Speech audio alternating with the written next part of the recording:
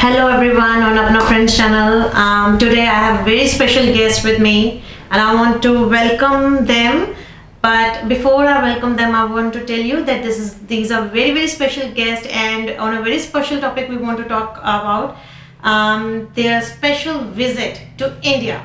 So they recently visited to India and they're going to talk about their experience, what happened, why they decided to go and what they felt. So first of all, I welcome the state member of Jambrook, Brad, and then also the state member of Rentry Gully, Nick. I welcome you both on our studio. So first of all, can you please introduce yourself? I'll start with Brad. Yeah, Brad Battin. I'm the Shadow Minister for Emergency Services and Youth Justice. I've been the member of Jambrook since 2010 and worked closely with my community. But previously, before most knew me, I was a police officer and I've lived and worked in the area all my life. So love being involved in the local community. And Nick Wakeling, I'm the State Member for Rentry Gully and also Shadow Minister for Industrial Relations, Workplace Safety, Ageing and Child Protection. I've been in the Victorian Parliament since 2006, representing the Knox community in the eastern suburbs of Melbourne, and prior to that served as a councillor with the City of Knox. You were a police officer, so how come you decided to change your job, Brad? I used to work with young people in the particularly Dandenong area, but through Casey and Cadinya, and I saw too often young people falling through the gaps, and I wanted to ensure that to be honest, I was writing a letter to the Herald Sun to have a bit of a whinge about it, and then I decided I could actually go and do something. So I decided to become a Member of Parliament so I could be that voice for young people in Parliament. Oh, that's great. So you both went to India together. So how you made the plans and why you decided to go to India? I'll start if it's okay. I had an interest in India for a long period of time, and it actually started from the probably traditional bucket list item. I wanted to go and see the Taj Mahal. And when I was working with our local community down through Officer and Pakenham, we've got a lot of people coming across who are immigrating to Australia from India. And when we got to know them more and more, you see people in our community, at our local temples who do so much for the community. You can't help but fall in love with their attitude. So when we're having the discussion and a lot of people coming here from India, I think it was important we went over and had a look at where they were coming from, what drives the Indian community. And then we started that planning. We spoke down with Harpreet down at the temple in Officer, and then we went and met with Brijal, and they were both over the top kind to find places and people that could help us out for our trip, and that was what got us really excited about going over to India. So yeah, look, I mean similar in my community. I've had a lot to do with residents from India, but for me, I was really focused also on education. I previously had served as a minister in the Victorian government for higher education, and certainly had a lot to do with the Indian community. With many students travelling to Melbourne to study. So I was really keen to get an understanding of the educational, not just challenges, but more importantly, where's the opportunity for Victoria and India to expand in terms of the delivery of education, not just Indian students coming to Victoria, but more importantly, what can we do in Victoria to actually take education into India, and how can we work together? you both have explained very good reasons that you actually wanted to learn more about India. That's the only reason you went there. That was really great. But then before going to my next question related to what you explained, I want to ask you where you actually went, where you visited, what places you visited in India. So as in the main place we went to was Delhi, and then down to Kochi, and then up to Mumbai. But whilst we were there, we visited temples. We went to the Lotus Temple, we went to the Red Fort, we travelled around India Gate, and then down in Kochi we went to, I'm trying to think of the place in Kochi, the backwaters, and went on a cruise down in the backwaters and had a look around there, which was just amazing. I have to say, we did go and watch the cricket, because you can't go to India and not watch. We watched the Mumbai Indians, who not only won that night, but we know now won the whole competition, so my Mumbai Indians top's now worth a lot more money, but other places we went. Yeah, look, I mean, we had the opportunity to visit a number of temples of many faiths, and that for us, that was really important, and it was a very precious opportunity to be afforded that to actually appreciate and learn the importance of spirituality in India. We also met with representatives from various universities, training facilities, schools, to really gain an understanding also of how important education is. One of the other things I found to be really important was wherever we went across India, we met someone who had a son, daughter, brother, sister who was either in Melbourne, was travelling to Melbourne, or had been to Melbourne, particularly to study. And I think it just highlighted the importance that Victoria has in terms of the delivery of education. But I think it also highlights the significant link between Victoria and India. And I think it's really important that we do what we can to strengthen that. Now, can I ask you, Nick, now when you're talking about Indian education and Australian education, what similarities you found in those, and what you think that where we need to make changes either in India or in Australia? So, look, certainly from people I know in Melbourne, but also from the groups we spoke to in India, there's very much a strong focus on universities, particularly in the sciences. Many people wanting to get into engineering and a whole range of science-based education. But we think there's also a real opportunity for what we call vocational training, which is skills training. How can we actually deliver and provide additional support in terms of education of training for future plumbers, electricians, and a whole range of skilled areas, because clearly education is significant to the Indian community, and we saw how important it was to be providing education across the whole of India. But we think there's real opportunity to upskill younger people in terms of their skills, to really provide them with that long-term employment opportunity, which I think will benefit the Indian community. And we do that very well here in Victoria, and we think there's a real opportunity for us to work with the Indian community to provide that support. that's great. That's really good news that you are working very close to Indian community and you're doing something for them actually. So one more thing, Brad, I saw you were doing langar you were doing seva, and you both were cooking food in other ways. Yeah. So how was your experience? It was amazing, and just see how many people go through and eat. The community getting together in that scale, with that size, is amazing. And to walk through, see how many volunteers are in there and cooking. The experience of all of, obviously not just through the temple, but everywhere in the community. We ate in people's homes. We got to see the rituals they have at home, and travelling around.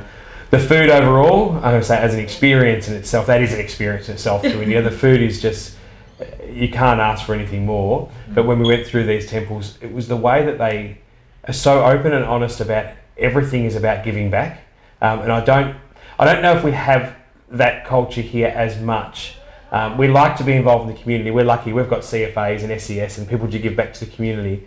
But in some of these communities, it's so ingrained that it's everything. That's their life and being is about giving back to the community. And I just think you had to walk away smiling and with a positive outlook of what had happened when we went through some of these temples. That's great that whatever you're saying is just the positivity coming out of you, and that's also very positive. And I think it's really great news. I just want to add, it's really great experience for us being an Indian as well, when you get all the positive news from someone outside from your community, and they always give you positive feedback. That also brings a very positivity in yourself as well, being an Indian. So when we are talking about food, what was your favorite food? Where do I start? It was it was everywhere we went. The cuisine was different, and I made a point of trying all of the local food wherever we were, for breakfast, for lunch, for dinner. I think we had Brad was told that he had to have the peta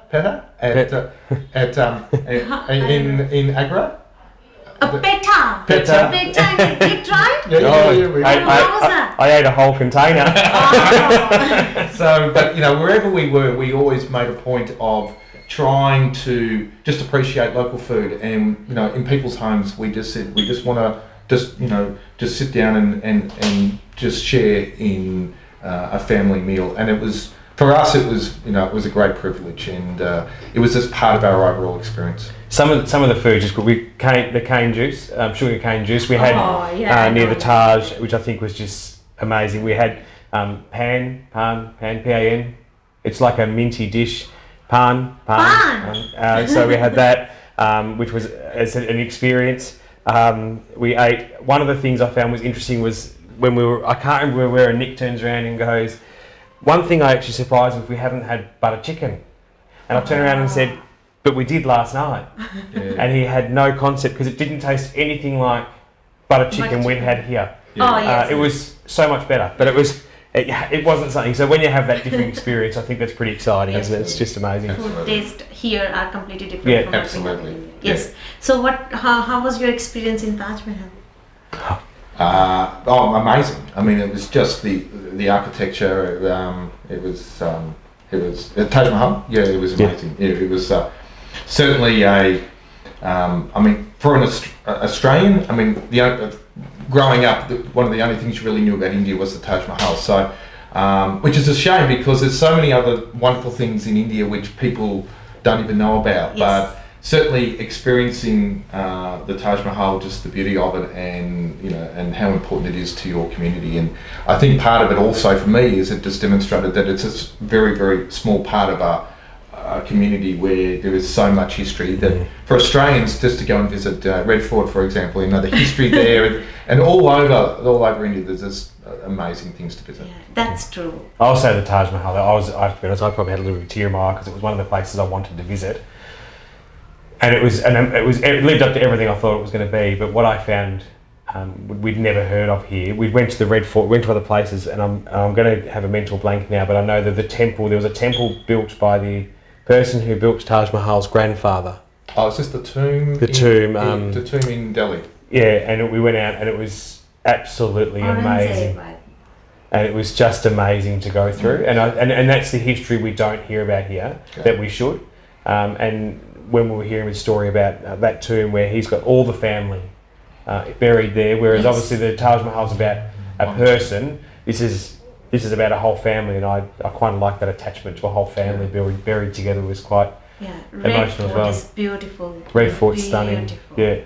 And I know the reason why I think Taj Mahal because it's a symbol of love, and that was made because of love. That's why I think it's more famous as compared to otherwise. India is full of all the historical and places which just amaze us. Yeah. So and the architecture. We went to Lotus Temple, which was the first thing you think of is the Sydney Harbour, the Sydney Opera House, and quite common. I think Nick was saying people come over here and look at the Sydney Opera House expecting it to be a temple. Yeah. Because it looks almost the architecture is so identical. Yeah. So when you went to India, I don't know whether you are aware or not. Every state they have their own culture, they have their own food, they have their own language. So you moved from Delhi to Bombay. So what was the difference between Delhi and Bombay or Agra? So what difference you found? And if you want to compare with Australia as well, you can. Yeah. Mumbai was there was difference I found in Mumbai was being on the coast. It was it was very scenic in terms of the fact that you had the pearl. The Queen's necklace. The necklace. I mean, just in terms of walking along that area and to be able to see that was amazing. The people were amazing. Like everywhere we went, people were just engaging and so willing to talk, willing to engage with us. But the other thing I found was people were really spoke positively of Australia. And I think there's a really strong relationship between the two countries. Like everywhere we went, it was very, very positive. Not just about education, but just in a general sense. And I just thought that, I felt as though we were in a community where there was a strong connection. That's great. And I think that was across all of the places we went through in India. I'd say positive and friendly. So wherever you went. However, I'd say in Delhi, the feeling on the street was kind of a bit more professional. The people, and I think it might have been more the people we're meeting with too, but it had a bit more of that feel. When you went down to Mumbai, Mumbai felt more capital city to me than Delhi, and the people felt a bit more, I won't use the word party, but they were kind of ready to go out, and it looked like a place to go out and enjoy yourself. Yeah. And then you went down to Kochi, and Kochi, I actually say, really felt almost like a Pacific island. It was very relaxed. Like, it was a relaxed atmosphere, relaxed people. And some of the things over there that were surprising to us, and we'll say they're cultural differences, but they were currently building a road overpass, and you'd all know here that we could be painting one line on the road over here, and they'll block the whole road, and no one can walk near it, no one can drive over it. They're building an entire bridge, and they're welding, and we're walking in the middle of it. So that was different. That was really different. And someone was actually welding above us. We're walking across, and there's someone welding above us. And we were there during the election times, and to see the campaigning over there, to see 1,000 people walking down the street, and I might have got a bit excited on one of them. I hopped on the back of a motorbike. I won't support any parties, I only get in trouble, but I hopped on the back of a motorbike during one of those campaigns, and I did it because it's something we don't do over here. And yes, my wife did tell me off without the helmet, but it was something that was exciting to do. It was interesting, and to see how they campaign over there so vocally compared to what we do. It was very interesting. My takeaway from that though was as big and as colourful as it was, it's the biggest democracy in the world.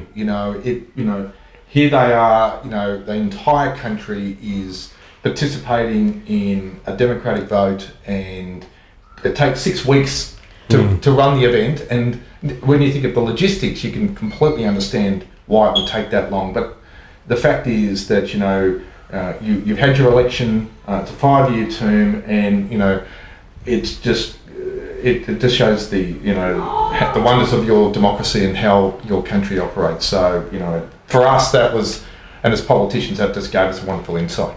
And to see a movie getting made about a prime minister was quite amazing. Because I don't think I've seen that anywhere in the world, particularly around election time.